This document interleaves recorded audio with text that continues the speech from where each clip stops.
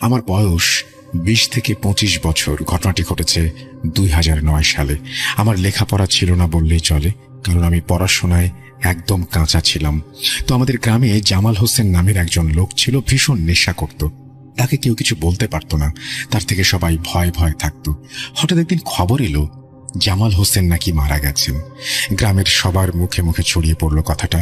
তার কোনো অসুখ বিসুখ ছিল না, এটা সবাই জানেন, কিন্তু কি করার আছে, আল্লাহ তাআলার ইচ্ছা। তো লাশ দাফন করার কাজ সম্পন্ন হলো।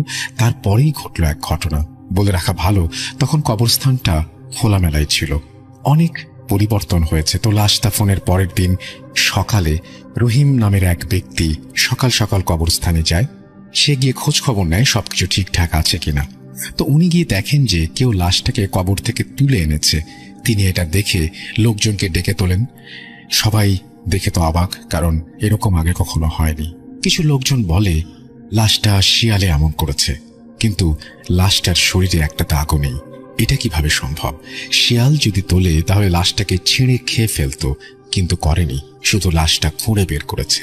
যাই হোক, লাশটাকে আবার কবরস্থ করা হলো। এরপর লোকজন সবাই চলে গেল, কিন্তু কেউ কি জানতো এটা আবারও হতে পারে? পরের দিন সেই একই জায়গায় আগের মতো লাশটাকে কবর থেকে তুলে আনা হয়েছে। এবার লোকজনের মধ্যে সমালোচনা শুরু হলো, এ কিভাবে সম্ভব? লাশটা তুলছে কেই বা তুলছে, কিন্তু কিছুই করছে না কেন? সবার মনে ভয় কাজ করতে শুরু করলো। সবাই ঠিক করলো এবার একজন লোক রাখবে যিনি কবরস্থানটাকে পাহারা দেবেন, কিন্তু কেউ সাহস পেল না। তখন একটা লোক বলল, আমি পাহারা দেব। যে কথা সেই কাজ। সেদিন রাতে পাহারা দেওয়ার কাজ শুরু হলো। আনুমানিক রাত 3:30টার দিকে সে দেখতে পেল কেউ কবরস্থানে সেই কবরের কাছে যাচ্ছে। এটা দেখে পাহারাদার তার লাইটের আলোয় দেখতে পেল এক বিরাট লোক, সাদা কাফন পরা, তার মুখটা দেখা যাচ্ছে না। পাহারাদার অনেক ভয় পেয়ে যায়। সে ভয়ে ভীতু গলায় ডেকে বলে, কে ওখানে? এত রাতে কি চাই? এটা বলার সাথে সাথেই সে ঘুরে পেছনে তাকায়। সে দেখতে এত ভয়ানক ছিল যে পাহারাদারটা ভয়ে চিৎকার করে ওঠে এবং দৌড়াতে শুরু করে। সে শুনতে পায় সেই ভয়ঙ্কর লোকটাও তাকে বলছে, এবারের মতো মাফ করে দিলাম। একসময় সে একটা বাড়ির সামনে এসে পড়ে। বাড়ির লোকজন বাইরে বেরিয়ে আসে, বলে কি হয়েছে তার। সে তার সাথে কি ঘটেছিল সব জানায়। সে কয়েকদিন খুব অসুস্থ ছিল, তারপর ঠিক হয়ে যায়। তারপর ভয়ে ভয়ে সবাই লাশটাকে আবারও কবরস্থ করলো। এরপর থেকে এরকম আর শোনা যায়নি। তো রাসেল ভাই, এই ছিল ছোট্ট একটি ঘটনা। আবারও বলছি, ভুল ত্রুটি হলে মাফ করে দেবেন। গুছিয়ে না লিখতে পারার জন্য আমার এটা ছিল প্রথম ঘটনা। ঘটনাটি পছন্দ হলে পড়ে শোনাবেন। আমি আরও কিছু ঘটনা নিয়ে আসব। ঘটনাটি যদি প্রচার হয় জানাতে ভুলবেন না। সবাই ভালো থাকুন, সুস্থ থাকুন, আল্লাহ হাফেজ। এই বলে তিনি তার ঘটনা শেষ করেছেন।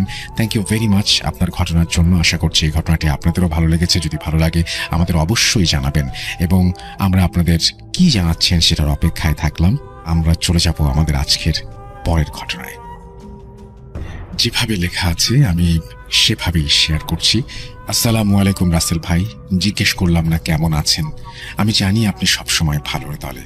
সঙ্গত কারণে পরিচয় গোপন রাখার অনুরোধ রইল। তারপরে তিনি শুধু এটুকু বলতে পারি আমি, তিনি একজন পেশায় সাংবাদিক। তারপরে তার আর নাম বা কোনো কিছু আমি জানাচ্ছি না। তিনি তারপরে লিখছেন, আমি ঢাকা জেলার দোহার উপজেলার জয়পাড়া গ্রামের বাসিন্দা। আমি ভূত FM থেকে এখন.com এর একজন লিসেনার। ব্যস্ততার কারণে স্টুডিওতে এসে ঘটনা না বলতে পারায় আমি দুঃখিত। এটাই আমার প্রথম ইমেল।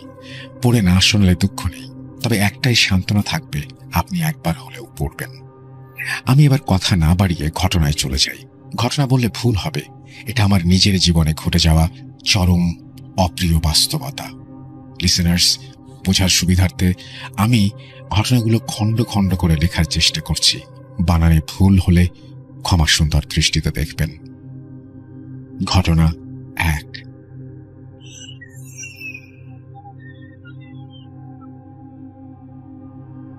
আমি জন্মগতভাবেই তুলা রাশির জাতক, আর তুলা রাশি সম্পর্কে সকলের অবশ্যই কম বেশি ধারণা আছে।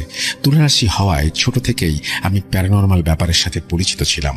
বর্তমানে ক্রাইম রিপোর্টার হওয়ায় আমার নিকট অনেক অপরাধের তথ্য থাকে। ঘটনাটি 2017 সালের কোনো এক রাতের। সঙ্গত কারণে আমি নাম উল্লেখ করছি না, আমি একটি মাদক চক্রকে ধরিয়ে দিতে স্থানীয় ডিফেন্সের সাথে প্ল্যান মাফিক অপারেশনে যাই। স্থানটি ছিল নারায়ণগঞ্জের ফতুল্লার কোনো একটা শ্মশান ঘাটের পাশে। আমি সাথে আমার এক বন্ধু পাভেল। রুদ্ধশ্বাস অপারেশন শেষে আমরা সফল হই। বিপুল মাদক সহ ধরা পড়ে অপরাধীরা। ভাবছেন ঘটনায় এগুলো কেন বলছি? অপেক্ষা করুন, শুনুন, সব বুঝতে পারবেন। অপারেশন শেষে এক গাড়ি আসামিদের নিয়ে চলে যায় ও আমরা কয়েকজন ক্লান্ত হয়ে ছড়িয়ে ছিটিয়ে সকলেই মাটিতে বসে বিশ্রাম নিচ্ছিলাম। সিদ্ধান্ত হয় আমি ব্যারাকেই থাকবো আজ, নিরাপত্তার জন্য। বাকিরা উঠে গাড়ির দিকে এগোতে থাকে। ঘটনার শুরু এখান থেকেই। আমি যখনই উঠতে যাব আমার মনে হচ্ছিল মাটি আমাকে টেনে ধরে রেখেছে, আমি উঠতে পারছি না। পাশে হাত দিয়ে খুঁজছিলাম কোনো সাপোর্ট পাই কিনা ওঠার জন্য, কিন্তু না, তেমন কিছু পেলাম না। একটু ঝুঁকে যেই হাত বাড়িয়েছি, একটা মাটিতে পোতা বাঁশ, তার ওপর আমার হাত পড়ে। হালকা চাঁদের আলোয় দেখতে পেলাম বাঁশটির মাথায় একটা পতাকার মতো লাগানো। পকেট থেকে ফোনটা বের করে ফ্ল্যাশ লাইট ওপেন করতে চাইলাম, কিন্তু অপারেশনে আসার আগে নিরাপত্তার জন্য সব সরিয়ে রাখা হয়েছে। আমি চিন্তায় পড়ে গেলাম। পাশেই পাভেল বসা ছিল, ও উঠে গাড়ির দিকে যাচ্ছে, কিন্তু খেয়াল করেনি আমি উঠিনি। গলার স্বর নিয়ে যে ডাকবো, মনে হচ্ছিল আমি বোবা হয়ে গেছি। ওর চলে যাওয়া দেখে আমি বুঝতে পারলাম আমি একা হয়ে যাচ্ছি। কোনো উপায়ন্তর না পেয়ে আমি বাঁশ ধরে উঠে দাঁড়ানোর জন্য প্রাণপণ চেষ্টা করছি। চেষ্টার এক পর্যায়ে বাঁশটি মাটি থেকে উঠে আমার হাতে চলে আসে। সাথে সাথেই মনে হচ্ছিল চারপাশে যেন তুফান চলছে, লন্ডভন্ড করে দেবে পৃথিবী। আমার ঘাড়ের কাছে একটা গরম নিঃশ্বাস অনুভব করি। হঠাৎ একটা দমকা গরম বাতাস আমার শরীর কাঁপিয়ে দেয়। আমার ঠিক পেছনে গা ঘেঁষে একটা কিছুর অস্তিত্ব আমি অনুভব করছিলাম। ঘাড় ঘুরাতে পারছিলাম না। শত চেষ্টার পর আমি উঠে দাঁড়াই এবং আমার মনে হচ্ছিল আমার পা দুটো পাথর হয়ে গেছে, আমি আর এগোতে পারছি না। এবার আমার মনে ভয় দানা বাঁধতে শুরু করেছে। আমার জানা সব সূরা পাঠ করার চেষ্টা করছিলাম, কিন্তু আমার সব সূরাই যেন ভুল হচ্ছিল। আয়াতুল কুরসিটা যেন কোনোদিন শুনিনি, মাথায় আসছিল না। আমি বাঁশটি হাত থেকে ফেলে দিয়ে ঘাড় ঘুরিয়ে দেখতে চাইলাম আমার পেছনে কি। পরক্ষণে যা দেখলাম তা দেখার জন্য আমি মোটেও প্রস্তুত ছিলাম না। আমি স্পষ্ট দেখলাম আমার সামনে আমিই দাঁড়িয়ে আছি। কি বিভৎস সেই রূপ! চোখের মাঝে নেই কোনো মণি, যেন গরম সীসা ঢেলে দেয়া হয়েছে। কপালের মাঝে একটা ক্ষত, যেন কেউ ছুরি দিয়ে আঘাত করেছে। জিহ্বাটা বেরিয়ে আছে, সেখান থেকে রক্ত চুইয়ে পড়ছে। চুলগুলো বাতাসে সাপের মতো দুলছে। পরনে সাদা কাপড়, লাল পাড়। অবয়বটা হাওয়ায় ভাসছে। আমি আর সহ্য করতে পারছিলাম না। চোখ বন্ধ করে ফেলি। শরীরের সব শক্তি দিয়ে আল্লাহু আকবার বলে যেই না দৌড় দেই, পেছন থেকে অবয়বটা কর্কশ কণ্ঠে বলে, তুই আমার ঘুম ভাঙিয়েছিস, মরবি, তুই মরবি বলে এক পৈশাচিক অট্ট হাসিতে ফেটে পড়ে অবয়বটা। আমি আল্লাহকে স্মরণ করে এক দৌড়ে গাড়ির কাছে এসে সেন্সলেস হয়ে যাই। আমার যখন জ্ঞান ফেরে, আমি নিজেকে গাড়িতে আবিষ্কার করি। সবাই জানতে চায় আমি কোথায় গিয়েছিলাম। তারা আমাকে খুঁজে পায়নি ওই শ্মশানেও। আমি ওদের কিছু বললাম না। যদি বিশ্বাস না করে, হাসাহাসি করে, তাই। ঘটনাটি এখানে শেষ হলে ভালো হতো, কিন্তু ঘটনার মূল বিষয়টা শুরু হয় এখান থেকেই। ঘটনা 2। আমি আমার বাসায় চলে আসি। প্রচন্ড জ্বরে আক্রান্ত হই। আমি যেহেতু ঢাকায় একাই থাকি, সেহেতু আমার দেখাশোনা করার জন্য কেউ ছিল না। আমি 2 দিন বিছানা থেকে উঠতে পারিনি। 2 দিন পর পার্শ্ববর্তী মসজিদের হুজুরকে সব খুলে বলি। তিনি আমাকে ঝাড়ফুঁক করে দেন এবং পানি পড়া দেন। আমি পানি পড়া নিয়ে কাজে বেরিয়ে পড়ি। 2 দিন অফিসে না যাওয়াতে বারবার কল করেও আমাকে না পাওয়ায় বস রাগারাগি করে। আমি সবকিছু আবার লুকিয়ে ফেললাম, কারণ এখন যদি কাউকে কোনো কিছু বলি, সবাই হাসাহাসি করবে আমাকে নিয়ে। বসের বকুনি খেয়ে আমি অফিস শেষে মন খারাপ করে গ্যান্ডারিয়া রেল লাইনের ওপর বসে আছি। পাভেল ফোন দেয়। আমার বন্ধু পাভেল, ছদ্মনামেটি। তখন সে কেরানীগঞ্জ মডেল থানায় কর্মরত। আমার কাছাকাছি থাকায় ও চলে আসে রেল লাইনে। দুজন বসে বসে কথা বলছিলাম। হঠাৎ আমার মাথাটা খুব ব্যথা করতে শুরু করলো। আমি পাভেলকে বললাম, বন্ধু, একটি পানির বোতল নিয়ে আয় না। ও চলে যাওয়ার পর আমি একাই বসেছিলাম। তখন আনুমানিক রাত 9টা কি 9:30 বাজে। আমি লক্ষ্য করলাম পাশেই কয়েকটা কুকুর অস্বাভাবিকভাবে ডাকছে আর আমার দিকে রাগান্বিত চোখে তাকিয়ে আছে। কেমন নিরিবিলি ও গুমোট একটা অন্ধকার ভয়ঙ্কর রূপ বিরাজ করছে চারিদিকে, আর ধীরে ধীরে সব মানুষ যেন অদৃশ্য হয়ে যাচ্ছে। আমি একা হয়ে যাচ্ছি আবারও। আমি ভাবছি পাভেল কেন আসছে না, এই তো সামনেই দোকান ছিল।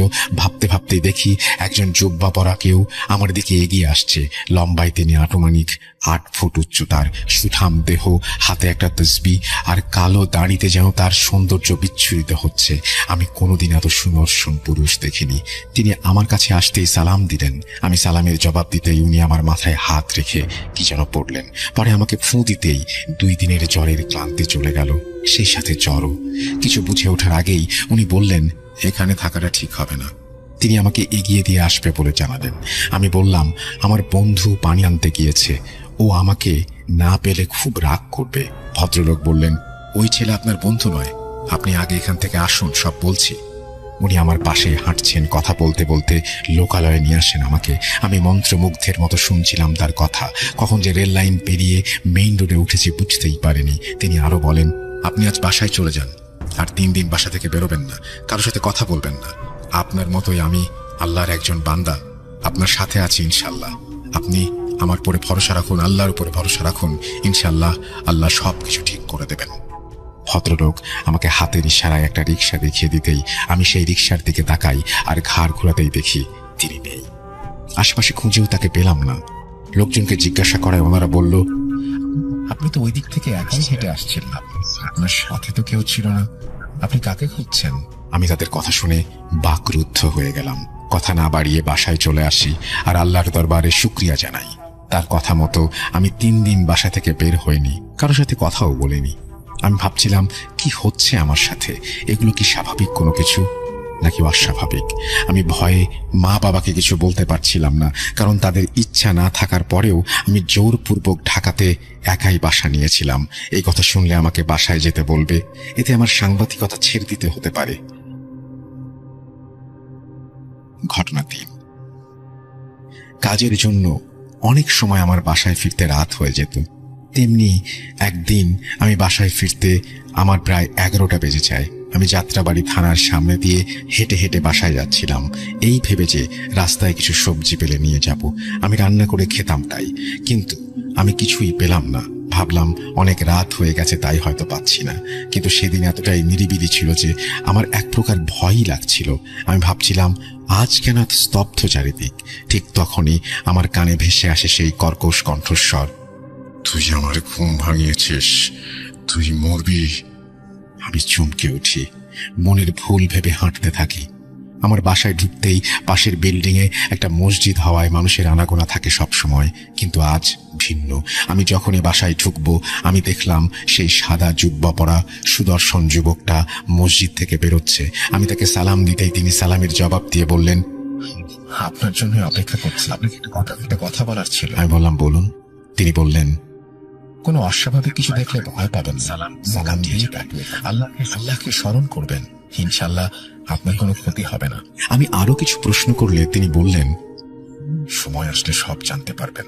আমি তার সাথে কথা বলে বিদায় নিয়ে গেটের তালা খুলে রুমে চলে আসি। আমি তখনও বুঝিনি আজ কি অপেক্ষা করছে আমার জন্য। আমি দরজা খুলে দেখলাম আরেকটা আমি দাঁড়িয়ে আছি আমার বেডরুমের দরজায়। আমি আজ স্বাভাবিক, কোনো বিভৎসতা ছিল না, যেন আমি আয়নার সামনে দাঁড়ানো। আচমকা আমি ভয় পেয়ে যাই। পরক্ষণেই ওই ভদ্রলোকের কথা মনে পড়তেই নিজেকে শান্ত করে তাকে সালাম দিলাম। তিনি কিছুক্ষণ চুপ থেকে সালামের জবাব দিয়ে আমার বেডরুম থেকে বারান্দায় চলে যায়, আর আমি বারান্দায় গিয়ে দেখার সাহস পেলাম না। আমি দোতলায় থাকতাম, তাই রান্নাঘরের জানালা, ড্রয়িং রুমের জানালা আর বারান্দা থেকে মসজিদের দোতলায় মুসল্লিদের দেখা যেত। মানে মসজিদের দোতলায় সবকিছুই এক প্রকার দেখা যেত। আমি ফ্রেশ হয়ে কিচেন রুমে গেলাম রান্না বসাতে। মোবাইলে একটা ওয়াচ চালিয়ে আমি রান্নার বন্দোবস্ত করছি। আমি ফ্রিজ খুলতেই দেখলাম অনেক সবজিতে আমার ফ্রিজ ভর্তি। আমার ফ্রিজে তো কোনো সবজি ছিল না, এগুলো আসলো কোত্থেকে? আমি আর কিছু ভাবতে পারছি না। ফ্রিজ বন্ধ করে রান্নাঘরে গিয়ে বেসিনে হাত ধুতেই আমার মসজিদের দিকে চোখ যায়। আমি দেখি সেই যুবক মসজিদের জানালা দিয়ে আমার দিকেই তাকিয়ে আছে। মসজিদের জানালা আমার কিচেনের জানালা পাশাপাশি হওয়ায় আমি স্পষ্ট তাকে দেখতে পেলাম। তাকে দেখে কিছুটা সাহস পেলাম আর ভাবলাম তার সাথে আমার কথা বলার দরকার। তিনি কিভাবে আমার বিপদে আমার পাশে চলে আসেন, কেনই বা আমাকে সাহায্য করেন? এগুলো ভাবতে ভাবতেই তিনি বলে ওঠেন, আপনি কি ভাবছেন আমি জানি, আপনি চিন্তা করছেন।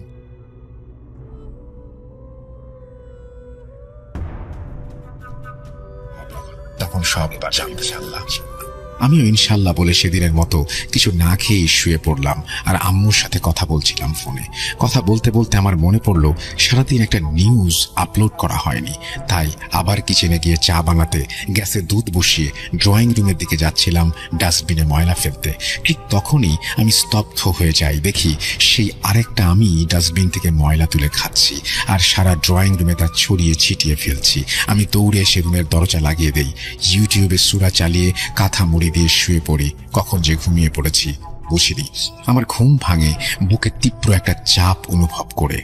আমি চোখ খুলতেই দেখি সেই আমার মতো অবয়বটা আমার বুকের ওপরে বসে আমার গলা চেপে ধরেছে। আমার মনে হচ্ছিল আমি প্যারালাইজড হয়ে গেছি, হাত পা নাড়াতে পারছি না, গলা দিয়ে কোনো স্বর বেরোচ্ছে না। সে বারবার বলছিল, কেন ভাঙালি, তুই মরবি, তোকে হবেই। আমি গায়ের সব শক্তি দিয়েও যেন এক মুহূর্তের জন্য তাকে নাড়াতে পারছিলাম না। কিছু সময় পরে আমার দম আটকে যেতে আমি নিরুপায় হয়ে অসহায়ের মতো শুধু অবয়বটাকে দেখছিলাম। সেই বিভৎস চেহারা, সাদা চোখ, জিহ্বা দিয়ে গড়িয়ে পড়া রক্ত আমি সহ্য করতে পারছিলাম না। এ কেমন এক ভয়ঙ্কর আমি চোখ বন্ধ করে দোয়া পড়ার চেষ্টা করছিলাম। পাশের বিল্ডিং থেকে ভেসে আসে ফজরের আজান। আস্তে আস্তে বুকের ওপর থেকে অবয়বটা যেন উবে যেতে থাকে। আমি আবছা চোখে দেখছিলাম অবয়বটা মিলিয়ে যাচ্ছে। আমি জ্ঞান হারাই। জ্ঞান ফিরে কলিং বেলের শব্দে দরজা খুলে দেখি বাড়িওয়ালা ভাবি দাঁড়িয়ে। উনি হঠাৎ বলে উঠল, কি হয়েছে তোমার, চেহারা এমন কেন, মলিন লাগছে, সব ঠিক আছে তো? ও কিছু না ভাবি, সব ঠিক আছে। এত রাত জেগে কাজ করো না, অসুস্থ হয়ে যাবে তো। আমি মাথা নাড়িয়ে সায় দিলাম। তিনি একটা খিচুড়ির প্লেট হাতে ধরিয়ে দিয়ে চলে যায়। আমি দরজা বন্ধ করে ভাবছিলাম কি হচ্ছে আমার সাথে, আর ওই লোকটাই বা কে। এগুলো ভাবতে ভাবতে ফ্রেশ হয়ে রুমে যাচ্ছিলাম, তখন আবারও কলিং বেল বেজে ওঠে। আমি এবার কিছু না ভেবেই দরজা খুলে দেই, কারণ আমি জানি ব্যাচেলার থাকি, বাড়িওয়ালা ভাবি ছাড়া আর কেউ আসবে না আমার রুমে। আমি দরজা খুলে দেখি ওই যুবক আমার দরজায় দাঁড়িয়ে আছে। আমি অবাক হয়ে যাই, গেটের চাবি তো শুধু ভাড়াটিয়ার কাছে থাকে, আর উনি তো বাইরের লোক, ভেতরে আসলো কিভাবে? আমি তো গেটের কোনো শব্দই পেলাম না। ভাবতে ভাবতে তিনি বলে উঠল, আসসালামু আলাইকুম। আমি সালামের জবাব দিয়ে তাকে জিজ্ঞাসা করলাম, আপনি এখানে? আসতে বললেন না, খিচুড়ি খেতে আসেন। আমি তো ব্যাচেলার, বাড়িওয়ালা যদি জানে কোনো পুরুষ বাসায় এসেছে উনি ভুল বুঝবেন আমাকে। কোনো সমস্যা নেই, আপনার বাড়িওয়ালা আমাকে দেখবে না। আমি অবাক হয়ে গেলাম। আমি আরো প্রশ্ন করায় উনি বলল, চলুন সব বলছি। আমি তাকে আসতে বললাম। উনি আসলেন, এসে বসলেন, আমাকে অজু করতে নিয়ে গেলেন, সামনে বসতে বললেন।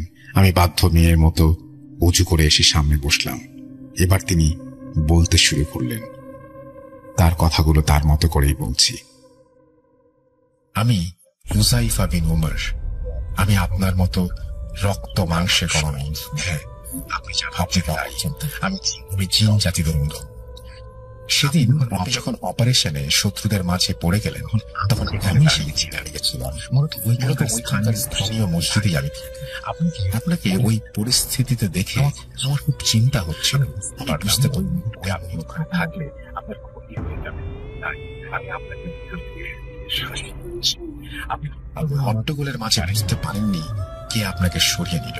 আপনি ভাবলেন আপনার দল কেউ হবে হয়নি। তারপর আপনার সাথে ঘটে যাওয়া ঘটনাটাও আমি দূর থেকে লক্ষ্য করি। আমি আল্লাহর একটা বান্দা, সেহেতু আমি ওই শ্মশানে ঢুকতে পারিনি। আমি শ্মশান থেকে আমি আপনাকে গাড়ি অপথে পৌঁছে তারপর থেকে আপনার সাথে আবার আমার স্মরণের সঙ্গে হয়েছে। আপনি সব জানেন। আমি তার কথায় এবার কোনো প্রশ্ন করতে পারছিলাম না। মুগ্ধতা আর ভয় নিয়ে একজন জিনকে দেখছিলাম। এবার একটা বড় নিঃশ্বাস নিয়ে আমি তাকে প্রশ্ন করি, সেদিন শ্মশানে আমি আমার মতো কাকে দেখলাম, আর কেনই বা সে আমার সামনে আসে, আর কেনই বা সে বলে আমি তার ঘুম ভাঙিয়েছি? কেন সে আমাকে মারতে চায়? সেদিন আপনি যে বাঁশটা তুলেছিলেন মাটি থেকে, সেই বাঁশটির নিচে একটা সদ্য মেয়ের একটা ঘটতে আর বাঁশটা ছিল তার চিহ্ন। আপনি ওইটা তোলায় ও ক্ষিপ্ত আপনার রূপ ধরে আপনাকে ভয় দেখায়। আসলে মেয়েটি ছিল সদ্য বিবাহিত, কিন্তু যৌতুকের জন্য তার স্বামী আর তার শাশুড়ি মিলে মেয়েটিকে শ্বাসরোধ করে, পরে ফ্যানের সাথে ঝুলিয়ে রাখে। আর মেয়েটির বাবা মা দরিদ্র হওয়ায় তারা বেশি কিছু করতে পারে। মেয়েটির শ্বশুর বাড়ির লোকেরা প্রভাবশালী হওয়ায় ধাপা পড়ে যায়। যেহেতু মেয়েটির আত্মা অতৃপ্ত ছিল, তাই সে মুক্তি। আর আপনার মা পরহেজগার হওয়ায় তার দোয়ার বরকতে আপনার অবশ্যই পারে। মেয়েটি চেয়েছিল আপনার উপরে ভর করে সে তার প্রতিশোধ, তাই আপনার কারিম ইঞ্জিনের সাথে মিলে এই পৈশাচিক আনন্দের পেতে উঠেছে। আপনি তুলারাশি হওয়ায় মেয়েটি অচিন্তা সামনে অমাবস্যা অবধি আপনাকে ভয় দেখে দুর্বল করে আপনার রূপকে কবজা করার চিন্তা করছে। কিন্তু বারবার আমি এসে পড়ায় ওরা আপনার ক্ষতি করতে পারেনি। আর আল্লাহ রহমতে আপনি এখনো বেঁচে আছেন, হয়তো ওই শ্মশান ঘাটেই আপনাকে মেরে ফেলত। আমি তাকে প্রশ্ন করি, আপনি কেন এত সাহায্য করছেন, আপনার উদ্দেশ্য কি? উনি তখন বলেন, ভালোবাসার মানুষকে বিপদে পড়তে দেখতে কে চায়। আমি এবার বাকরুদ্ধ হয়ে যাই। আমি তাকে বলি, এটা কিভাবে সম্ভব? উনি বললেন, আল্লাহ চাইলে সবকিছু সম্ভব। এগুলো এখন না ভেবে আপনার এখন আল্লাহর উপর ভরসা রাখতে হবে। আর আমাকে যদি বিশ্বাস করবে আমার সাথে চলুন, আমি আপনাকে আমার ওস্তাদের কাছে নিয়ে যাবো, যে আমাকে তালিম দিয়েছেন, আপনাকে সাহায্য রাখবেন। আল্লাহ একটা উসিলা দিয়ে তার বান্দাদের সাহায্য করেন। আমি একটা দীর্ঘশ্বাস ফেলে তাকে খিচুড়ি খেতে দিলাম আর বললাম, আপনি বসুন, আপনাকে মিষ্টি বানিয়ে খাওয়াবো। কথাটা শুনে হুজাইফা জিনটি খুশি হয়ে যায়। আমি তাকে মিষ্টি বানিয়ে দেই, তিনিও আমাকে কাজে সাহায্য করেন। গরম গরম মিষ্টি খেতে খেতে তিনি বলেন, আপনাকে ধন্যবাদ আমার প্রিয় খাবার বানিয়ে দেবার জন্য। আমি বললাম, আমি জানি জিন জাতি মিষ্টি খেতে ভালোবাসে। কথাটা শুনে দুজনেই হেসে দিলাম। সেদিনের মতো তিনি আমাকে ব্যাগ গুছিয়ে নিতে বলেন আর রাতের গাড়ি ধরতে বলে বিদায় নিয়ে চলে যান। আমি এবার আর খারাপ কিছু না ভেবে অফিসে ফোন দিয়ে অসুস্থতার দোহাই দিয়ে ছুটি নেই। তারপর রাতের গাড়িতে রওনা দেই। গন্তব্য রাজশাহী। সারা রাত জার্নি করে ভোরে রাজশাহী পৌঁছে যাই। হুজাইফা আগে থেকেই রাজশাহী পৌঁছে গিয়েছিল। তার ওস্তাদকে সবকিছু সে বলে রাখে এবং আমাকে বাস স্টপে রিসিভ করে তার ওস্তাদের কাছে নিয়ে যায়। আমি তার ওস্তাদের বাড়িটার একটু বর্ণনা দেই। বাড়িটা ছিল আধ পাকা, চারপাশে ফসলি জমি আর মাঝখানে বাড়িটি অবস্থিত, আর বিশাল তালগা চলা একটা ঘাট বাঁধানো পুকুর পাড়। আমি তার ওস্তাদকে বাহির থেকেই সালাম দিলে তিনি সালামের জবাব দিয়ে ঘরে প্রবেশ করতে বলেন। ঘরে ঢুকে দেখি বৃদ্ধ এক ব্যক্তি, গায়ে পাঞ্জাবি, মাথায় পাগড়ি আর লম্বা সাদা দাড়ি, তসবিহ নিয়ে একটা জায়নামাজের ওপরে বসে আছেন। সঙ্গত কারণে নাম বলছি না। তিনি আমাকে তার সামনে একটা জায়নামাজে বসতে বলেন। আমি বসে পড়ি। আমার পাশে হুজাইফাও বসেন।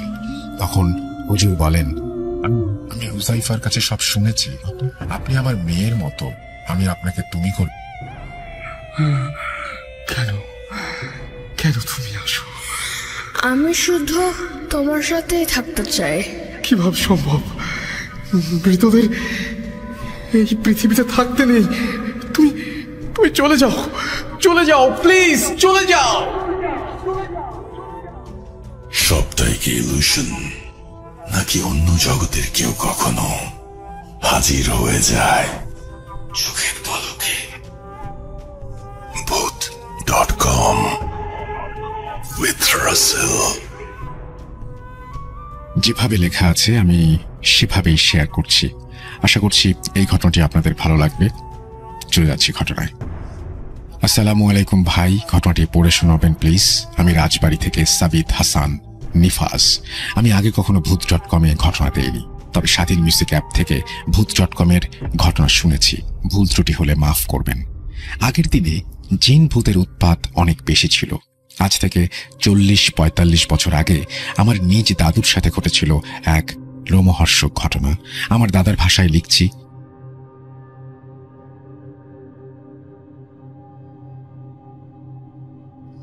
আমার বয়স তখন 14 কি 15 হবে। আমাদের বাড়ির পাশে একটা বড় খাল ছিল। বর্ষাকালে বাবা আর আমি প্রায় বড়শি দিয়ে মাছ ধরতাম সেখানে। আমরা ছিলাম 4 ভাই আর আমি ছিলাম দ্বিতীয়। বাবার সাহস ছিল প্রচুর। রাত বিরাতে একা যেসব জায়গায় বড়শি দিয়ে মাছ ধরেছে সেসব জায়গায় মানুষ দিনের বেলাতেও যেতে ভয় পায়। ভাইদের মধ্যে আমার সাহস একটু বেশিই ছিল, তাই বাবার সাথে মাছ ধরতে আমিই যেতাম। মাছ ধরা পেশা ছিল না, বড়শি দিয়ে শখের বশে মাছ ধরতাম। বাড়ির পাশেই ছিল খাল। রোজকার মতো রাতেই, বর্ষার কোনো এক রাতে বাবা আর আমি বড়শি নিয়ে মাছ ধরতে গেলাম। রাত ঠিক 12টার কাছাকাছি। আগের দিনে খুব ঘন বসতি ছিল না, খালের আশেপাশে কোনো বাড়িঘরও ছিল না। একদম স্তব্ধ নিস্তব্ধ এলাকা, নানান প্রকার আওয়াজ শোনা যাচ্ছে শুধু। আমাদের বড়শি ছিল মোট 17টা। বাবা আমাকে 7টা বড়শি দিয়ে চারা গেঁথে ফেলতে বলল। খুব একটা অন্ধকার না, মেঘের মাঝে হালকা চাঁদের আলো দেখা যায় মাঝে মধ্যে। আমি একদিকে বড়শি ফেলতে গেলাম আর বাবা অন্যদিকে। রাতের নিস্তব্ধতা যেন আমাকে গিলে খাচ্ছে। শোনা যাচ্ছে দূরে পানির কলকল শব্দ। একটু ভয়ই করছিল, তারপরেও সাহস করে সবগুলো বড়শি ফেলে আমাদের আস্তানায় ফিরে এলাম। বাবারও হয়ে গেছে, দুজন বড়শি ফেলে বসে আছি। বাবা আমাকে ঘাসের ওপর শুয়ে ঘুমাতে বলল এবং সে নিজে সিগারেট খেতে শুরু করলো। পানির কলের শব্দে কখন যে চোখে ঘুম লেগেছে বুঝতেই পারিনি। রাত তখন 2টার আশেপাশে। বাবা আমাকে ভীত স্বরে ডাকলো, রফিকুল, হ্যাঁ রফিকুল, ওর তো এক্ষুনি। এক লাফে উঠে বসলাম। ওইদিকে বড়শিতে মনে হয় মাছ গেঁথেছে, দেখ কি জোরে শব্দ হচ্ছে। কোথায় বড়শি ফেলেছ? এইটা বোধহয় ওই গাংপাড়ের বড়শিটা। গাংপাড় হলো খালের সব থেকে গভীর অংশ, যেখানে পানি কোনোদিনও শুকায় না এবং অনেক কুসংস্কারও শোনা যায়। আমি বাবাকে বললাম, ওখানে কেন বড়শি ফেলেছ? জানোই তো জায়গাটা সুবিধার না। সে বলল, যাই হোক, আগে চল মাছটা ছাড়িয়ে নিয়ে আসি। বাবার তো ভয় নেই, আমি একটু ভয় পাচ্ছিলাম। যতই কাছে যাচ্ছিলাম মাছের লেজের শব্দ ততই গাঢ় হচ্ছিল। বড়শির কাছে গেলাম, গিয়ে টর্চের আলো ফেললেন বাবা। যা দেখেন, ভয়ে আমার গলা শুকিয়ে গেল। এ কি, পানি একদম তোলপাড় করছে, এই জন্য আস্ত 3-4টি হাতি পানিতে লাফাচ্ছে। একটা মাছের এত শক্তি হতেই পারে না। কোনো মাছ দেখা যাচ্ছে না, শুধু কালো পানির তোলপাড় দেখছি দুজন। বড়শির দড়ি বেশ শক্ত ছিল, কিন্তু মাছটা যেভাবে তোলপাড় করছে তাতে ওই দড়িটা এক্ষুনি ছিঁড়ে যাবার কথা। তবে ওটা মাছ কিনা এতে আমার যথেষ্ট সন্দেহ আছে। বাবাকে বললাম, লাগবে না মাছ, গতির সুবিধার মনে হচ্ছে না, চলো বাড়ি চলে যাই। ভয় পাচ্ছিস? আমি আছি না। মাছটা মনে হয় বিশাল, তুই ডাঙায় থাক, আমি পানিতে নেমে দেখছি। ভয়ে আমার অবস্থা খারাপ। যে কারোরই ভয়ে আত্মারাম খাঁচাছাড়া হওয়ার অবস্থা হবে। আমার তো কিছুতেই বিশ্বাস হচ্ছিল না যে ওটা মাছ। পানি যেন তুলে বসাচ্ছিল, এরকম একটা ঘূর্ণির সৃষ্টি হচ্ছিল চারিদিকে। বাবাকে বারবার বারণ করলাম, কিন্তু সে শুনল না। আমি ডাঙায় দাঁড়িয়ে কাঁপছি একরকম। বাবা হাঁটু পানিতে নামতেই সমস্ত লাফালাফি বন্ধ হয়ে গেল। পানি একদম শান্ত স্থির। বাবার টর্চের আলো ফেললো, ওখানে মাছের চিহ্ন নেই।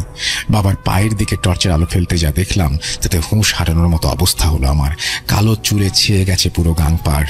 এবার বাবাও একটু ভয় পেয়ে গেল, দেরি না করে উঠে আসলো। রফিকুল, আজ এসব কি হচ্ছে? ভয় পেয়েছিস বাবা? আমার মুখে কোনো কথা নেই। তড়িঘড়ি করে আমরা আস্তানায় এসে পড়লাম।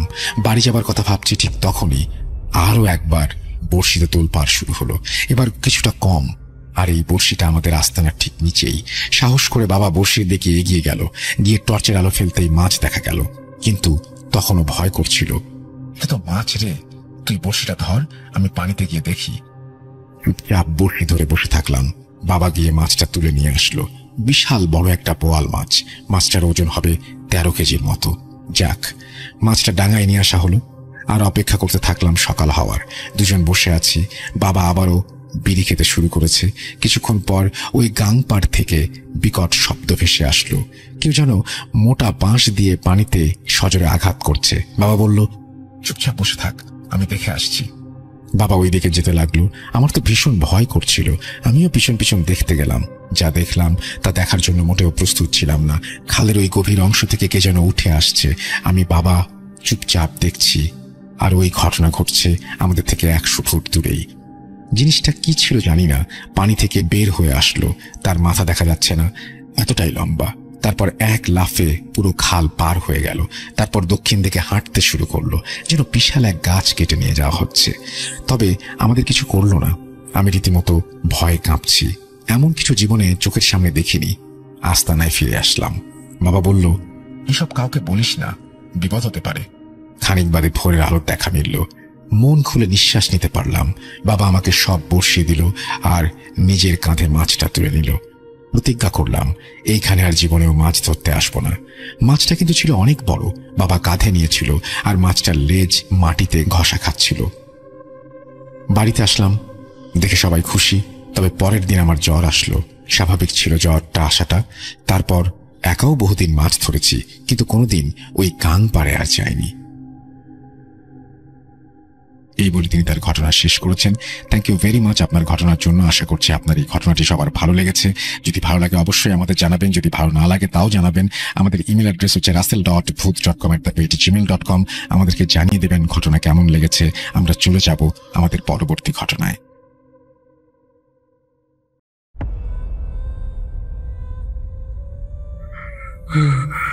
কেন কেন তুমি আসো?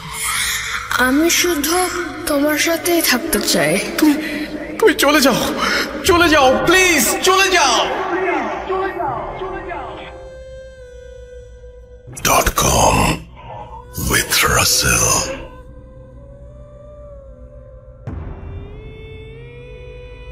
আজকের ঘটনাটা কালেক্ট করেছি আমার পরিচিত একজন বন্ধুর কাছে থেকে। তার নাম হচ্ছে সজীব। তিনি যেভাবে বলেছেন আমি সেভাবে বলার চেষ্টা করছি। সেদিন ছিল হাট বাজার, মানে গ্রামে আগেকার দিনে সপ্তাহে দুই দিন বা একদিন হাট বসত। আর সেই হাটের দিন দূর দূরান্ত থেকে মানুষ বেচা কেনা করতে আসতো। এখনো অনেক জায়গায় এমন আছে যারা সাথে ঘটনাটা। তার নাম কামাল। কামাল প্রতি সপ্তাহে একদিনেই বাজারে যায়, আর তবুও সেই হাটের দিন।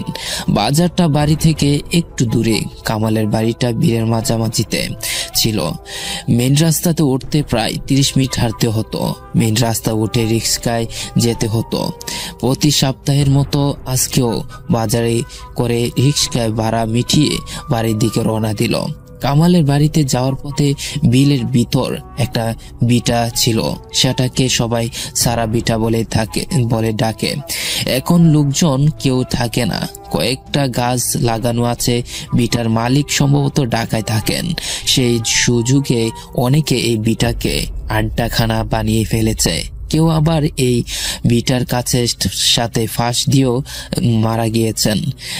যাই হোক, কয়েকদিন আগে তো একটা 19 বছরের ছেলে, নাম তার কবির, তার মায়ের একটা চরের কারণে চর মেরেছিল। তাই মায়ের সঙ্গে রাগ অভিমান করে এই বিটায় এসে গলায় ফাঁস লাগিয়ে নিজের জীবনটা দিয়ে দিল। আরো এমন ঘটনা আছে। অনেকেই বলা বলি করে এখানে খারাপ কিছু আছে। কেউ কেউ আবার রাতের বেলা সাদা কাপড় পরে হাঁটতে দেখেছেন। কামালও এই সব কিছু শুনছে, তারও সবকিছু জানা, কিন্তু কিছু করার নেই। গ্রামের অনেক মানুষে এ রাস্তা দিয়ে যাওয়া আসা করে থাকে, আর কামাল একটু সাহসী ছিল বটে। বাড়ির রাস্তা ধরে হেঁটে যাচ্ছে। এক সময় বিটার কাছাকাছি চলে আসছে। বিটাটা পার হতে যাবে ঠিক এমন সময় এত বড় বড় 2টা রুই মাছ নিয়ে কোথায় যাচ্ছিস কামাল? আমার খুব ক্ষুধা লেগেছে, মাছ 2টা আমাকে দিয়ে যা। কামাল এই কথা শুনে খুব ভয় পেয়ে গেল। চারপাশে তাকিয়ে খুঁজতে থাকে, কিন্তু আশ্চর্য বিষয়, কাউকে খুঁজে পাওয়া গেল না। কামালের পা 2টা হঠাৎ যেন কেউ আঁকড়ে ধরেছে। কামালে হাজার চেষ্টা করে কিছুতেই সামনে এগিয়ে যেতে পারছে না। কামাল হঠাৎ করেই শরীরটা কাঁপুনি দিয়ে উঠল। এই সময় ঠিক কি করা উচিত কিছুই বুঝতে পারছিল না।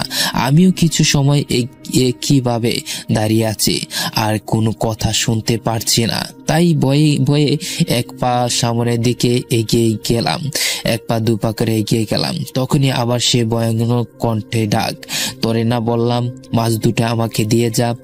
আমাকে মাছ না দিয়েই গেলে তোর অনেক ক্ষতি হয়ে যাবে। কামাল এবার ভয় পেয়ে গেল। ভয়ে ভিতরে শেষ হয়ে যাচ্ছে। মনে হচ্ছে যেন একই হার্ট অ্যাটাক করে মারা যাবে। কি হচ্ছে এসব? কার পাল্লায় পড়লাম আমি? কাউকেই তো দেখতে পাচ্ছি না। তবে কি মানুষ বা বলা বলি করতো সব সত্য? আমার সাথে কি হতে চাচ্ছে জানি না। আল্লাহ তুমি আমাকে রক্ষা করো।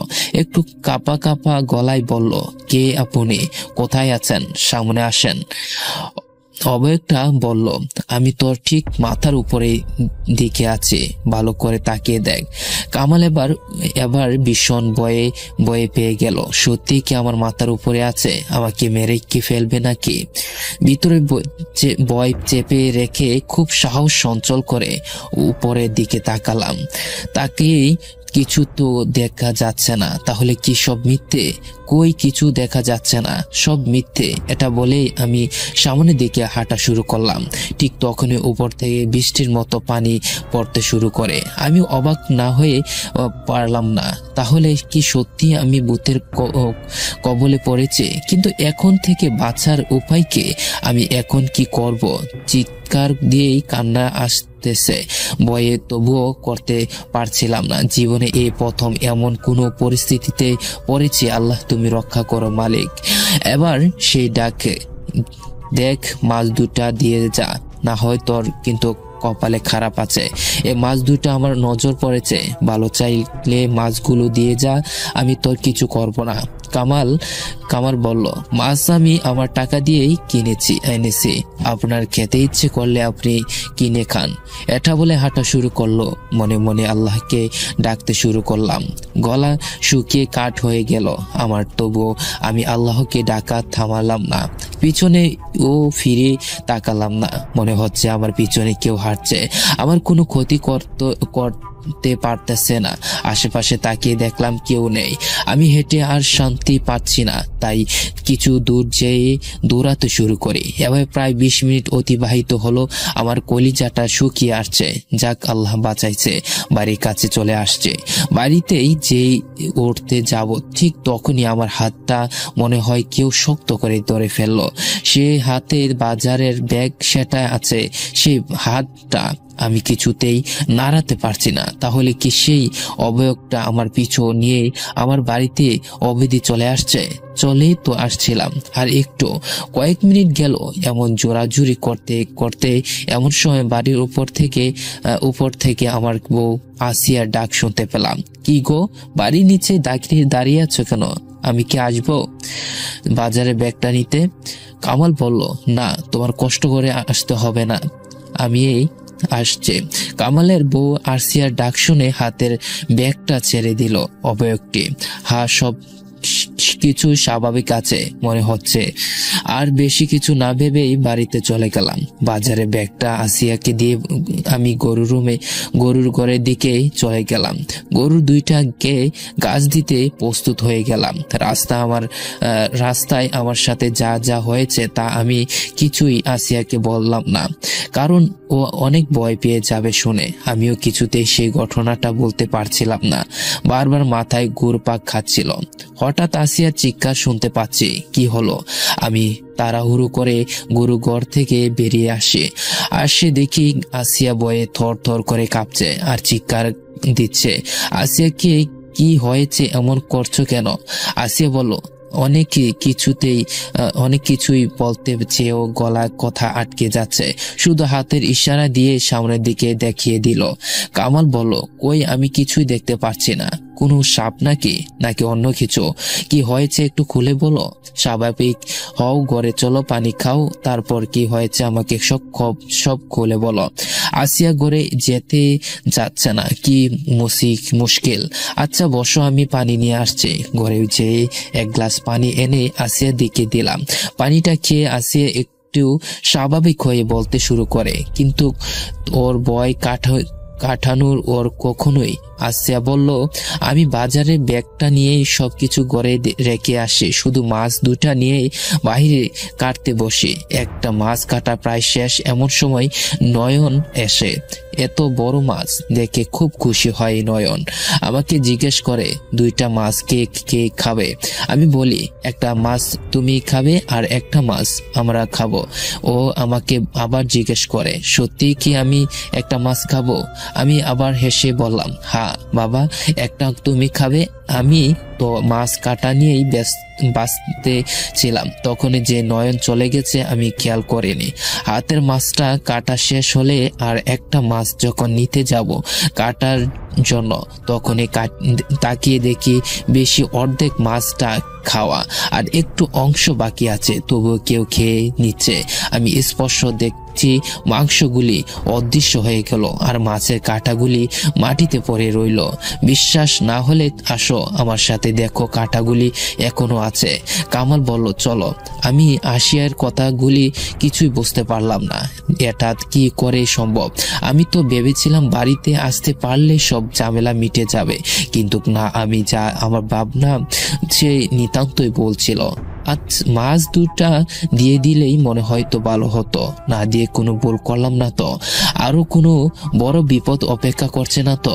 আসিয়াকে কি সব খুলে বলবো? না, আরো ভয় পেয়ে যাবে, তার উপর আবার প্রেগনেন্ট।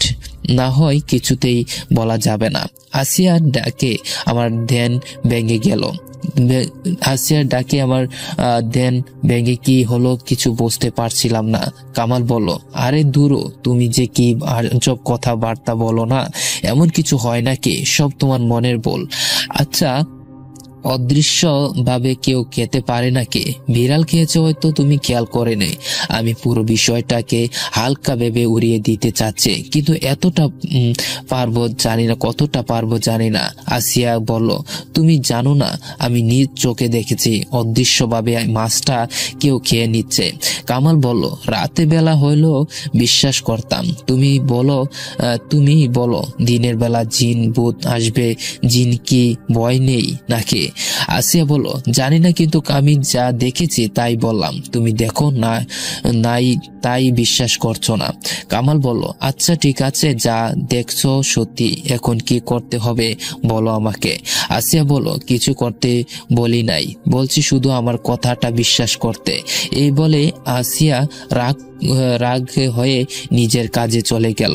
আমি বসে বসে পুরো বিষয়টাকে মিলাতে চেষ্টা করেছি। আসিয়া খুব মজার মতো ঝাড় রান্না করেছিল আজকে।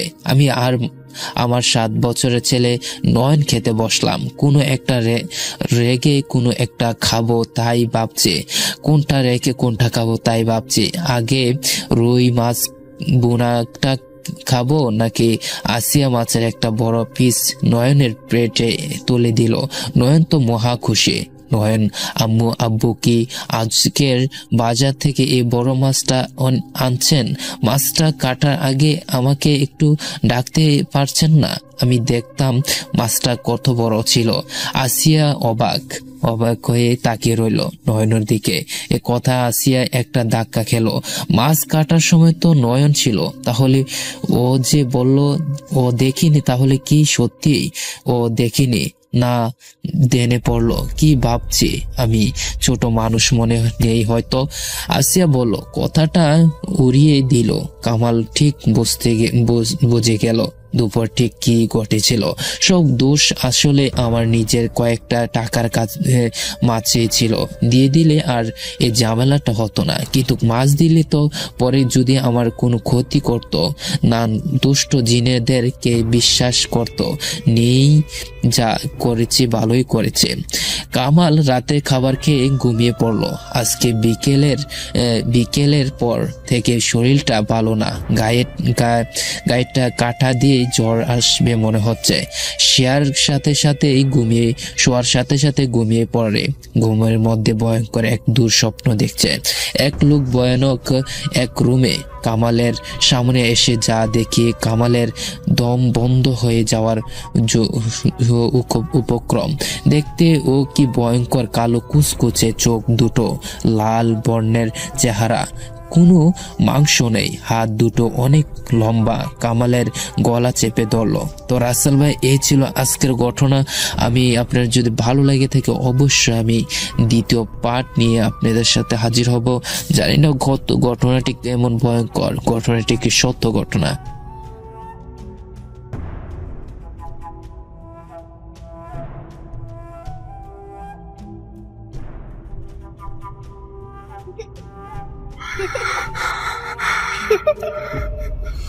লুকোচুরি খেলবে? লুকোচুরি তুমি লুকাও, আমি ঠিকই তোমাকে খুঁজে পাবো।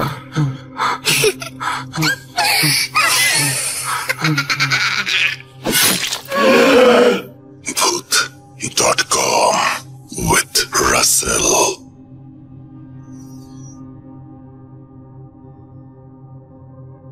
আসসালামু আলাইকুম রাসেল ভাই। আমি ফয়সাল ধানমন্ডি থেকে বলছি। আপনি কেমন আছেন জানতে চাবো না, কারণ আমরা জানি আপনি সবসময় ভালোর দলে।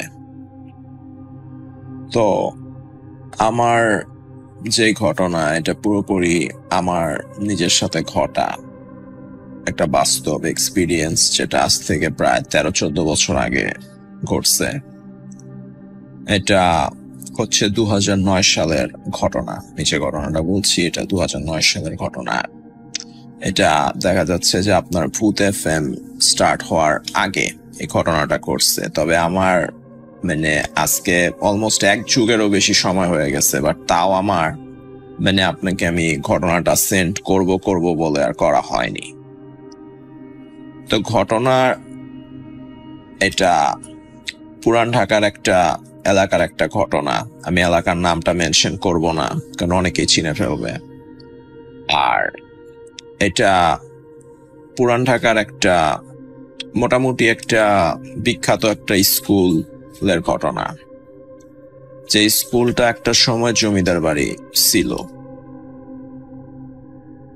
তো ঘটনাটার সূত্রপাত 2009 সালের দিকে। তো ওই সময় আমি ক্লাস 8 বা 9-এ পড়ি।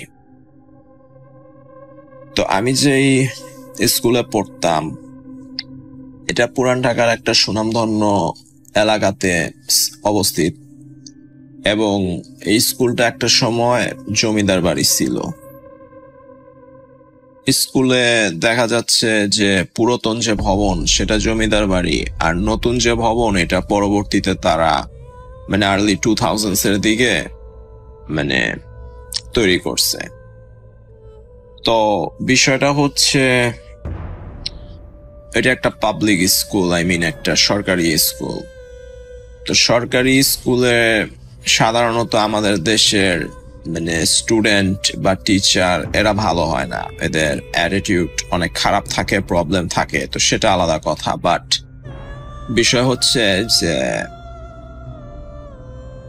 আমি যখন সেই স্কুলে পড়তাম তখন অবস্থা খুবই বাজে ছিল এবং নোংরা ছিল। যেমন বেসিক্যালি টিচাররা অনেক করাপ্টেড ছিল। দেখা যাচ্ছে যে একটা বীজগণিত এক্সামে মানে বীজগণিত একটা ম্যাথ একটা ছাত্র করছে, এইখানে মাইনাস আছে, মাইনাসের জায়গা সারে মানে খাতার মধ্যে প্লাস দিয়ে অঙ্কটারে ভুল করে মানে ভুল দেখায়া নাম্বার কেটে দিচ্ছে। এরকম করে মানে ঝামেলা করতো তারা। আচ্ছা, তো কথা হচ্ছে যে ঘটনার সূত্রপাত যেখান থেকে, আমাদের ক্লাসে একটা টিচার ছিল, সেই টিচারটা মেবি ইংলিশ ডিপার্টমেন্টের ছিল যতটুকু আমার মনে পড়ে। তো সে মানে বলতেছে যে একদিন বলতেছে যে আমাদের ক্লাসের মানে ছেলেরা এক ইংলিশ আর সেকেন্ড হচ্ছে ম্যাথ, এই দুইটা কেউ ভালো নাম্বার আনতে পারে না বা কেউ পাসই করে না। মানে 40 জনের মধ্যে দেখা যায় 35 জনই ফেল, সে দাবি করে এটা। তো আমি বললাম যে স্যার, বিষয় হচ্ছে আপনি আমাকে বলতে পারবেন না, আমি ইংলিশে অনেক পাকা, আপনি বলতে পারবেন না।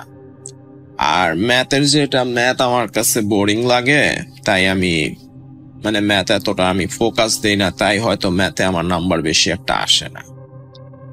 তো এক কথায় দুই কথায় স্যার মানে একটা চ্যালেঞ্জ করে বসলো, যে কথাটা এরকম আসছে যে তুই ম্যাথে মানে কখনো লেটার আনতেই পারবি না, তোর খাতা আমি দেখছি বা তোর রেজাল্ট গ্রেড আমি দেখছি, তুই ম্যাথে কখনো লেটার আনতে পারবি না। কথাটা এমন কিছু ছিল যে লেটার আনতে পারবি না। তা আমি স্যারকে বললাম যে স্যার, আপনি কি এটা একটা চ্যালেঞ্জ দিতেছেন? এখন আপনি যদি চ্যালেঞ্জ দেন তাহলে তো অবশ্যই চ্যালেঞ্জের একটা পেনাল্টি থাকে বা কিছু একটা থাকে, দায় থাকে। তো কথা হচ্ছে এখন মানে আমি মানে এটা ক্লাসে আমাদের ওই স্যারের ক্লাসে একটা বিষয় মানে কি বলে মানে ওপেন ছিল যে মানে স্যার আপনার WWE দেখতো, মানে রেসলিং দেখতো। স্যার রেসলিং দেখতো, আমিও রেসলিং দেখতাম, এখনো দেখি। ক্লাসে অনেক ছেলে আসছিল, মানে তারাও রেসলিং দেখে বা দেখতো। তো কথা হচ্ছে মানে আমি মানে যখন স্যারকে বললাম প্ল্যানটির কথা, তো বিষয়টা স্যার বলতেছে কি তুই টাকা পয়সা মানে বাজি ধরতে চাইতেছস এরকম কিছু। আমি বলি স্যার টাকা পয়সা বাজি ধরা দরকার নাই। বিষয়টা হচ্ছে আপনি মানে আজকের ক্লাসেও আপনি বেশ কবার মানে আমি একটু চুল লম্বা রাখতাম, তো আপনি আমার চুল নিয়ে কমেন্ট করছেন যে কথা হচ্ছে এই চুলটা আমার নাকি নাওড়া করলে মানে বেটার লাগতো। মানে মোট কথা হচ্ছে মানে ওই স্কুলের টোটাল যে কয়টা স্যার ছিল সব স্যাররাই কম বেশি অ্যাবিউসিভ ছিল, যে গায়ে হাত দিত, নোংরা কথাবার্তা বলতো, আজে বাজে কথা বলতো। বেসিক্যালি ওরা তো একটা সরকারি কর্মকর্তা, নামমাত্র টিচার, আর তো কিছুই না, ঘুষ দিয়া চাকরি নিছে, টোটাল তো বুঝতেই পারতেছেন। আচ্ছা যাক, তো কথা হচ্ছে যে এরকম অ্যাবিউসিভ কথাবার্তা বলতো। তা আমি বললাম আপনি তো এরকম আজে বাজে কমেন্ট করেন, তো এখন স্যার আপনি নিজেও রেসলিং ফ্যান, আমিও রেসলিং ফ্যান, আমরা রেসলিং ফ্যান, অনেকে আমরা জানি এটা ওপেনলি। তো কথা হচ্ছে আপনি অবশ্যই 3-4 বছর আগে একটা ম্যাচ দেখছেন, এজ ভার্সেস কার্ট অ্যাঙ্গেল, মানে একটা মানে চুক্তিটা স্টিপুলেশনটা এমন ছিল যে ম্যাচ হারবে তার মাথা নাওড়া হবে, তার মাথা নাওড়া করা হবে। তো ওই ম্যাচ কার্ট অ্যাঙ্গেল হারছিল, কার্ট অ্যাঙ্গেলের মাথা নাওড়া করছিল। তো বিষয় হচ্ছে যে আসেন যদি আমরা একটা বাজিয়ে ধরি ক্লাসের সবার সামনে, যদি আমি ম্যাথে মানে লেটার বলতে 80 আপ আনতে না পারি তাহলে আমি আমার মাথার চুল নাওড়া করে দিব, আর যদি আমি ম্যাথে 80+ আনতে পারি তাহলে আপনি আপনার মাথার চুল নাওড়া করে দিবেন। আসেন তাহলে একটা বেট হোক, আমি আমার চুল দায় রাখতে রাজি আছি যদি আপনি রাখেন। এখন স্যার বলে যে আমার মাথার চুল নাওড়া করলে আমার কোনো সমস্যা নাই, আমার কিছু যায় আসে না, আমি বছরে এমন 1-2 বার মাথা নাওড়া করি, কিন্তু তোর মাথার চুল যদি নাওড়া হয় তোর এই বাজির কারণে এই ছেলেরা তো তোর সাথে মজা নিতে নিতেই তোরা শেষ করে ফেলবে। তো আমি বললাম স্যার বিষয়টা হচ্ছে আমারটা আমি জানি, আমার সাথে কি হইতে পারে আমি এটা জানি, কিন্তু ব্যাপার হচ্ছে যে এতগুলো ছেলের সামনে আপনি যদি মানে এই বাজিটা যেহেতু ধরতেছেন আর আপনার মাথার চুল যদি নাওড়া হয় আপনি তো রাস্তা দিয়ে হাইটা যাইতে পারবেন না, পোলাপান তো আপনার টাক বইলা মানে কি বলে উত্ত্যক্ত করব, আপনি পিছে ঘুরে দেখবেন কেউ নাই। তো স্যার বলে সেটা সময় বলে দিবে, তুই আগে লেটার আন। আমি বলি তাহলে আপনি এগ্রি, যদি আমি লেটার আনতে পারি তাহলে আপনি মাথা নাওড়া করবেন, আর যদি আমি লেটার আনতে না পারি তাহলে আমি মাথা নাওড়া করব। তো স্যার বলে ঠিক আছে, আমার কোনো প্রবলেম নেই, ওকে। ক্লাসে সবার সামনে 40-50 জনের সামনে স্যার এই এগ্রিমেন্টটা দিছে। আচ্ছা ঠিক আছে, এখন বিষয় হচ্ছে যে ভাই আমি জানি আমি ক্যাপেবল ছিলাম ম্যাথে 80 আপ আনতে, কিন্তু তারপরেও আমি চাইছিলাম একটু মানে ব্যাকআপ চাইছিলাম আমি, যাতে আমার মানে গ্যারান্টি সহকারে যাতে নাম্বারটা আসে। তো আসলে ঘটনার শুরু এখান থেকেই। তো বিষয় হচ্ছে আমাদের স্কুলে মানে আমাদের যে স্কুল ছিল সেই স্কুলে আপনার দেখা যাচ্ছে যে মেইন গেটের একটা চাবি থাকে, প্রত্যেকটা কক্ষের একটা চাবি থাকে, টিচার্স রুমের চাবি থাকে, অনেক চাবি আছে।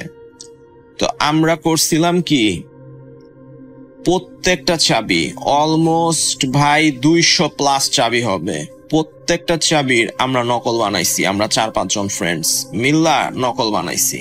এটা বানানোর একটা আলাদা উদ্দেশ্য ছিল, সেটা আলাদা কথা, আমরা বানাইছি। এটা কোনো চুরি চামারির কিছু না, কারণ এখানে চুরি করার মতো আছে কি স্কুলে, কাগজপত্র ছাড়ার কি আছে, তো ওটা বিষয় না। তো আমরা নকল চাবি বানাইছিলাম, এই চাবি আমরা প্রায় 4-5 মাস লাগছে আমাদের এই চাবিগুলা বানাইতে, ওটা একটা আলাদা প্রসেস কিভাবে করছি। তো কথা হচ্ছে পরীক্ষার যে কোয়েশ্চেন, সেই কোয়েশ্চেনটা পরীক্ষার আগের রাতে মানে আগের দিন দেখা যাচ্ছে যে বিকাল দিকেই প্রিন্ট কইরা একটা অফিস রুম ছিল, উপরে 2 তলা একটা অফিস রুম ছিল, মানে পুরাতন ভবনে, যেটা জমিদার বাড়ি ছিল আর কি, জমিদার বাড়ির যে ভবনটা সেই ভবনের 2 তলায় আপনার মানে একটা অফিস রুম ছিল। সেই অফিস রুমে সেই কোয়েশ্চেন পেপার গুলা মানে মেইনলি রাখা হয়। দেখা যাচ্ছে যে 60 জন ছাত্র আছে, ওরা 70টা পেপার প্রিন্ট করে রাইখা দিছে। এখন কই রাখতো, কিভাবে রাখতো, কম বেশি আমাদের ধারণা ছিল এটা। আচ্ছা, তো আমি ভাবছি যে বিষয়টা হচ্ছে যে মানে পরীক্ষার আগের রাতে এই কোয়েশ্চেন গুলা মানে চুরি করব, চুরি বলতে কালেক্ট করব স্কুল থেকে। এখন ব্যাপার হচ্ছে যে স্কুল ছুটি হয়ে যায় 4:30 5টা বাজে, ঠিক আছে। 5টার পরে স্যারেরা মানে ওইটার কাজ করে, মানে প্রশ্ন বানানোর বা কোনো কাজ থাকলে করে, তো যাক করলো। তো কথা হচ্ছে ওই সময় বাজে হচ্ছে রাতের 9টা থেকে 9:30। আমরা ইন টোটালে আপনার মেবি 4 জন বা 5 জন ছিলাম, আই থিঙ্ক 4 জন ছিলাম যতটুকু আমার মনে পড়ে। তো এই 4 জনের মধ্যে এখন আমরা রাতে 9টা 9:30 বাজে বের হইছি। এখন স্কুলে আপনার মানে যে পুরাতন যে ভবনটা, মানে যে জমিদার বাড়ির যে ভবনটা, ওইটার সামনে মানে যথেষ্ট খালি একটা জায়গা আছে, মানে একটা মাঠের মতন, মানে একটা ভালো মানে একটা জায়গা আছে, যে মানে সামনে একটা যথেষ্ট পরিমাণ জায়গা আছে, যেটা দেখা যাইতেছে মানে ওই জায়গাটা মানে ক্রস কইরা তারপরে মানে মেইন রোড বা রোডের মধ্যে যাওয়া যায়। আচ্ছা, তো যে জায়গাটা আছে সেই জায়গাগুলাতে রাতের বেলা দারোয়ানরা গার্ড করে। আর পুরাতন যে ভবনটা, সেই ভবনটা মানে পুরাতন ভবন দিয়া মানে মেইনলি স্কুলের ভিতরে এন্ট্রি, এবং সাইড দিয়ে আরেকটা নতুন ভবনের এন্ট্রি আছে। এখন এই 2টা এন্ট্রি পয়েন্টই মানে আপনার লক থাকে, সিকিউর ভাবে লক করা থাকে, ওইটার ভিতর দারোয়ানরা ঢুকতে পারে না। মানে মোট কথা, এক কথায় বলতে গেলে স্কুলের যে সামনের যে মাঠও না, মানে যে খালি জায়গা, সেই জায়গাগুলোতে দারোয়ানরা গার্ড করে, তাও একজন দারোয়ান যতটুকু আমার মনে পড়ে। আর কি বলে, আর পিছে যে স্কুলের মানে লক করার পর, মানে স্কুলের যে ফ্রন্ট গেট, ওটা লকের পর স্কুলের ভিতরে কেউ থাকে না, মানে কেউই থাকে না। কিছু বুয়া বা দারোয়ান যারা মানে কিছু স্কুলের বুয়া আছে মানে থাকার মতো, ওই বুয়াদেরও সাইড দেয়া কর্নারে মানে আপনার মানে তারা রুম করে দিছে। তো অর্থাৎ স্কুলের মেইন ভবন, যে পুরাতন যে জমিদার বাড়ি ভবন যেটা, সেটার ভিতরে আসলে কারো ঢোকার কোনো মানে লাইন নেই, কেউ ওটার অ্যাক্সেস পায় না। আচ্ছা, তো এখন একটা হচ্ছে স্কুলের সামনের গেট, আরেকটা হচ্ছে স্কুলের পিছের গেট। তো স্কুলের পিছের গেট, স্কুলের ভিতরে জমিদার বাড়ির ভিতরেও একটা মাঠ আছে, ওই মাঠের একটা কর্নার আছে, কর্নার থেকে হইতেছে স্কুলের পুরাতন গেট, মানে সরি সেকেন্ড গেট, স্কুলের সেকেন্ড গেট। তো সেকেন্ড গেটেরও তালা আছে, চাবি আছে, তা আমরা তো সব চাবি বানাইছি। তো আমরা যেটা করতাম, পুরাতন গেটের যে মানে সেকেন্ড গেটের যে চাবি, সেই চাবিটা মানে দিয়ে আমরা আর কি মানে রাতে 9টা 9:30 দিকে আমরা খুলছি, খুললা পিছের গেট থেকে আমরা ঢুকে গেছি স্কুলের ভিতর। স্কুলের আগে মাঠে ঢুকতে হয়েছে, পিছের মাঠ যেটা, সে পিছের মাঠে ঢুকছি। ঢুকা তালাটা লাগাইছি ভালো মতন, লাগানোর পর মানে আমরা টর্চ লাইট নিয়ে গেছিলাম। ওই আমল তো বুঝতেই পারতেছেন, 2009-এর কথা বলতেছি, তখন কিন্তু মোবাইলের সচরাচর টর্চ লাইট থাকতো না। চায়না মোবাইল চলতো, এক প্রকার স্টিকওয়ালা চায়না মোবাইল চলতো আর কি, বড় বড়।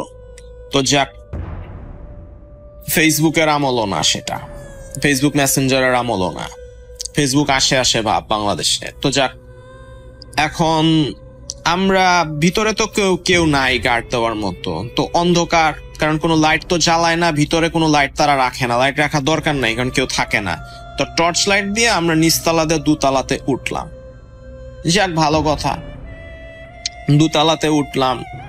এখন 2তলাতে উঠার পথে মানে আমার যে আরো 3 জন যে ফ্রেন্ড ছিল, মানে আমরা মেবি 4 জন বা 5 জন ছিলাম। বাকি যারা ছিল ওরা মনে করেন কিছু উদ্ভট আওয়াজ করছে, মানে একটু ভয় দেখানোর চেষ্টা করছে একজন আর একজনকে, মানে একটু উদ্ভট আওয়াজ করছে।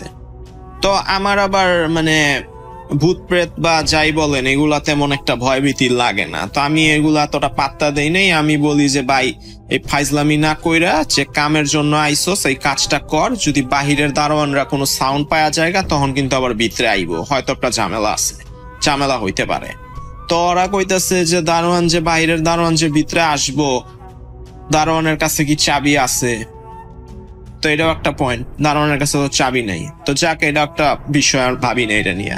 তো 2 তলায় উঠলাম। 2 তলায় উঠা যে প্রশ্নের যে কক্ষ, মানে যে রুমটা, ওইটার মানে তালাটা চাবি দিয়া সম্মানের সাথে খুললা ঢুকলাম সবাই। যাক, ভালো কথা। ঢুইকা টর্চ লাইট দিয়া খুঁজা খাইজা সবকিছু বার করছি। এখন ব্যাপার হইতেছে যে কি বলে, আমি ভিতরে, আমি মানে কোশ্চেনটা ভিতরে, আমি মানে জাস্ট এটা দেখতাছি। আর ওইখানে আপনার মনে করেন ওদের ওই অফিস রুমের ভিতরে মানে একটা ফটোকপি মেশিন ছিল। তা আমি চিন্তা করলাম যে বিষয় হইতেছে যে ডিরেক্ট প্রশ্ন এখানে ওরা হয়তো গইনা 50-60টা রাখছে, এখান থেকে একটা সরাবো। এখন দেখা যাইতেছে পরে যদি আবার এরা এটা গনে গইনা যদি দেখে যে একটা প্রশ্ন কম, তা হয়তো এটা একটা হিসাবে আসতে পারে। তা আমি আর চিন্তা করছি যেহেতু ফটোকপি মেশিন একটা আছে ভিতরে, মানে দেখি একটু মেশিনটা একটু কম বেশি গুতাগাতি করে যদি এটারে দিয়া মানে ফটোকপি কইরা বার করতে পারি জিনিসটা। তা আমি এটা নিয়ে হাতাইতেছি। এর মধ্যে মানে ওদের 2-3 জনই বললো যে ওদের কম বেশি মানে একটু মানে পেশাবের চাপ লাগছে, ওরা টয়লেটে যাবে, ওয়াশরুমে যাবে। তো ওরা এটা বইলা কক্ষ থেকে বের হইলো, মানে জাস্ট রুমের মধ্যে আমি আছি, ওরা বের হয়ে গেছে। 3-4 জন যারা ছিল বের হইছে। এখন বের হওয়ার পর এরা মারছে একটা মানে একটা কি বলে ভয়ঙ্কর একটা চিৎকার মারছে, সবগুলা খুবই ভয়ঙ্কর একটা চিৎকার মারছে। তা আমি মানে কনফিউজ হয়ে গেলাম যে এই চিৎকার মারতেছে কে। তো আমি বুঝলাম যে এরা এর আগেও নিচতলায় কাজটা করছে, উল্টাপাল্টা সাউন্ড করছে, এরা হয়তো বা এখানে ওই ফাইজলামি করতেছে। তো চিৎকার মাইরা আপনার মনে করেন মানে 2-3 জন যে ছিল সবটি দৌড়াইয়া 2 তলা দিয়ে নিচতলায় নামছে। আর জাস্ট একজন ওই মনে করেন মানে আমারে ফালায়া যে যাইবো গা, ও যায় নাই। ও মনে করেন মানে যাইতে গিয়ে আটকে গেছে। ও মানে সিঁড়ির মানে একদম সিঁড়ির সামনে ও দাঁড়ায় আছে। তো আমি রুম থেকে বের হইলে হাতের বাম দিয়া হইতেছে ওই সিঁড়িটা, একটু আগে হাতের বাম দেওয়া সিঁড়ি, নিচে নামার সিঁড়ি, আর ডান দিয়া হচ্ছে এক প্রকার একটা করিডোর, একটা লম্বা একটা করিডোর, অনেক দূরে দূরে আরো রুম আছে। আচ্ছা, তো আমি ওদের চিৎকার এতটা মানে কি বলে মানে আমি এতটা মানে গ্র্যান্টেড দেই নাই, কারণ নিচ থেকে তারা চিৎকার করছে। কিন্তু আমি চুপচাপ আস্তে করে কপি কইরা জিনিসটা বের কইরা প্রশ্নটা বের কইরা সম্মানের সাথে আমি ওই প্লাস্টিক ব্যাগের মধ্যে বের হয়ে আমি চুপচাপ বের হইছি। এখন আমি যে বের হইছি, বের হওয়ার মধ্যে আমার ওই একটা ফ্রেন্ড, ওর নাম হচ্ছে আপনার দীপু। তো দীপু মনে করেন আপনার আমার নাম ধরে 2-1টা ডাক দিছে যে ফয়সাল তাড়াতাড়ি কর, তাড়াতাড়ি। এখন আমি বলি আমি মানে এর মধ্যেই আমি রুম থেকে বের হইছি। তো বের হয়া ভাই আমার হাতের ডান দিয়া যে আমি বললাম না বামে একটু আগে বামে হইতেছে সিঁড়ি, আর ডান দিয়া হইতেছে একটা করিডোর, মানে একটা লম্বা করিডোর, যেখান থেকে আপনার ওই করিডোরের মানে সাথে কানেক্টেড আরো কতগুলো রুম আছে। এখন ওই করিডোরের ওইখান থেকে আপনার মনে করেন মানে একটা মানুষ আসতেছে, স্লোলি হাইটা আসতেছে। তার হাইট হবে 8 ফিট, যতটুকু আমি গেস করি, হয়তো 7 ফিটও হইতে পারে, আমি জানি না, এরকমই হবে, 7-8 ফিট একটা কিছু হবে, মানে অনেক লম্বা।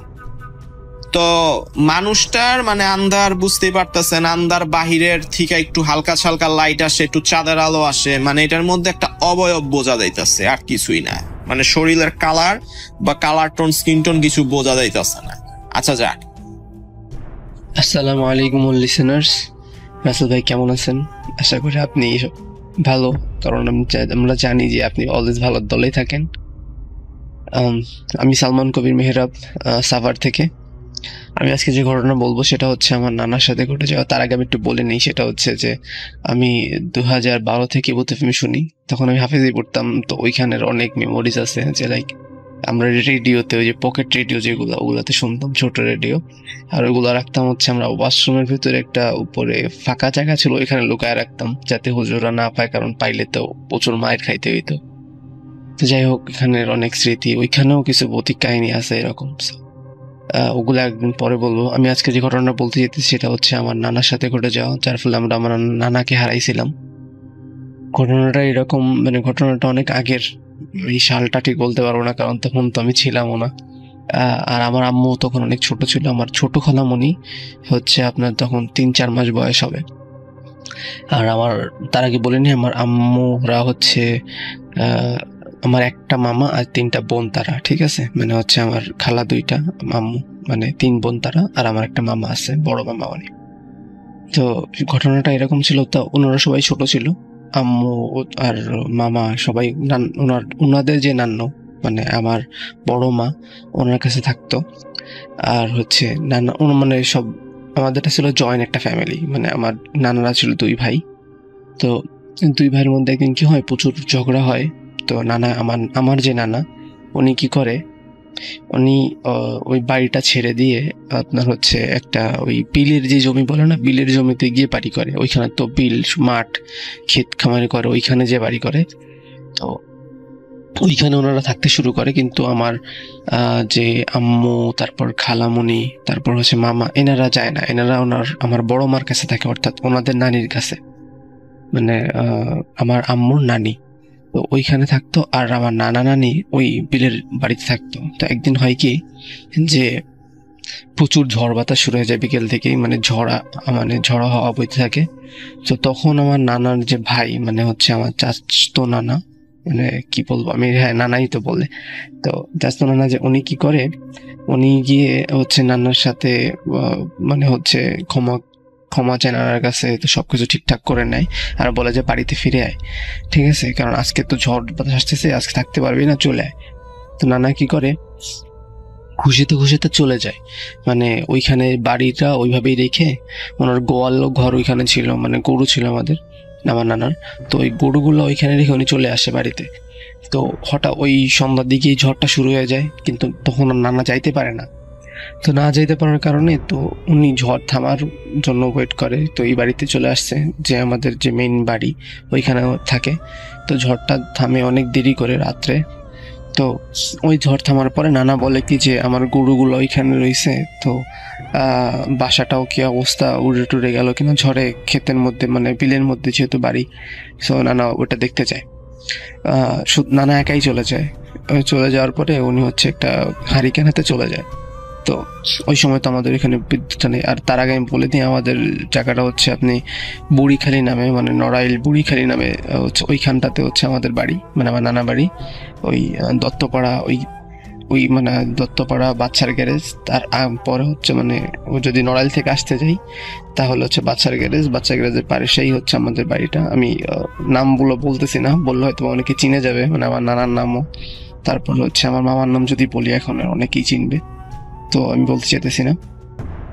যাই হোক, তো ওই সময় কি হয়, নানা যায় গোয়াল ঘরে গিয়ে প্রথমে ওনার গরুগুলা ছেড়ে দেয়।